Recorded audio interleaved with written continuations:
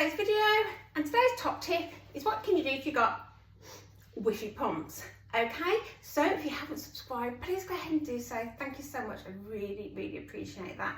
Now, I don't have smelly feet, but I've been told that if you pop quite a bit of baking powder inside your pumps, leave it overnight, it will help with the smell. Give it a good shake when you've got the powder so the whole of your pump inside is covered in baking powder. This is important because the moisture from the sweat from your feet is what causes the bacteria and causes the smell.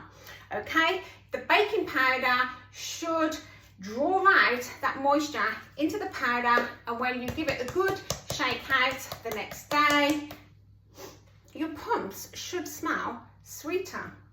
Okay, so don't forget, every night if you have quite a significant problem with foot odour, do this every night, pop a bit of baking powder and give it a good shake, shake it out in the morning, okay, and hopefully this will really help with that problem. Okay, so thank you so much for watching, and I'll catch you all in the next video. Take care, everybody.